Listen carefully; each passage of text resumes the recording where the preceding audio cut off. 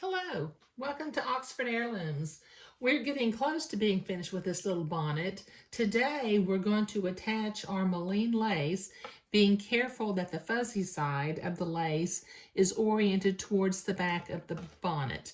Now what we're going to want to do is we're going to want to make some little 45-degree seams where the laces come together. So I'm going to, first let me orient my lace. There's the inside. Okay, so as I orient this lace down this first side, I'm going to sew this piece on in this direction. So I'm going to give myself about 3/4 of an inch. We don't really need any more than that because this lace is just 5/8 of an inch wide. We're going to give about 3/4 of an inch that we're going to leave hanging over the edge.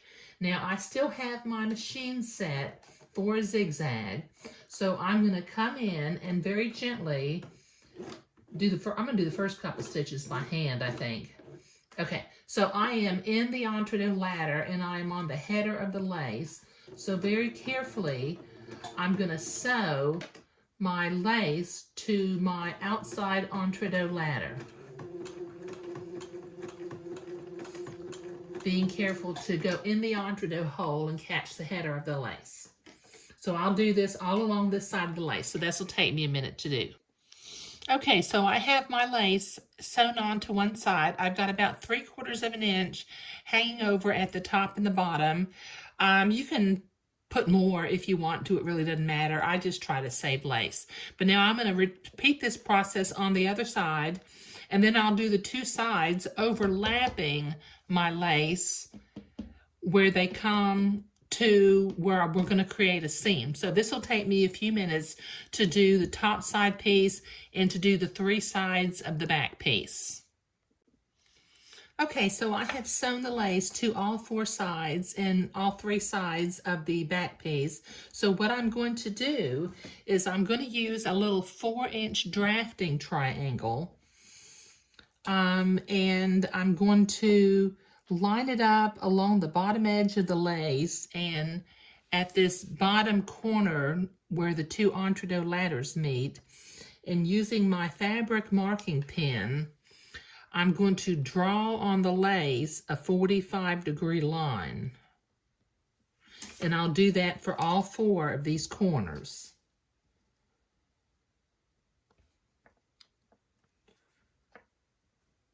Because we need to make a little 45-degree seam at each of the 4 corners. And this is where, I mean, it's just up to you. I don't tend to leave a lot of lace out there, but if you feel more comfortable having an inch or 2 of lace hanging out on the side, you know, that's perfectly fine. Okay, so I have marked with my fabric marking pen a 45-degree line at each of these places. I've set my machine stitch back to a straight stitch, and then from the inside, I'm going to fold the outsides together where it forms the 2 entre-deux ladders are going to be on top of one another and forming a 45-degree angle, and I can see my blue line through the lace.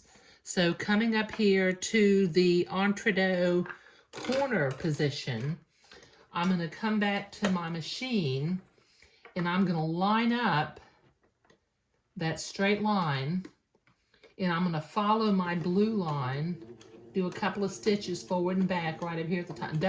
Please don't try to do this fast because your lace will be all over the place because it's a little bit slippery.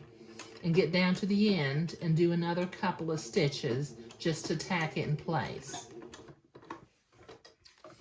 And then you can come out, trim your threads. And then what I'm going to do is with my embroidery scissors, I'm going to very carefully cut about a 1/8 inch seam. And then when I open that up and iron it, it forms a nice 90-degree angle. I think I'm going to clip a little bit more off. There we go. Okay, so when I iron that, it'll look nice. So I need to do that for all 4 corners, so that'll take me a minute. Okay, I have mitered all 6 of my corners. I've been to my ironing board and I've pressed it using my ironing spray. And I thought I might mention, this is the recipe for ironing spray that I use. It's just something that I mixed up. I got the recipe from my grandmother, I think. Half a cup of potato vodka, and your vodka has to say potato vodka, otherwise it might be made out of grain and won't make starch. 3 cups of distilled water, and about a half a teaspoon. You can add some scented warming oil if you want it to smell nice. And just put it in a bottle and shake it up and spray it when you want to spray. But I mention that because I don't like to use commercial spray starch on these little garments that I make because it contains wax and it can scorch the delicate fabrics. Okay, so that's what we were doing today. We were attaching the lace and mitering the corners. In the next video, we will attach the back of the bonnet to the top side of the bonnet. And then we'll be ready to start sewing the ribbons on, and then we'll be finished with this project. But thank you very much.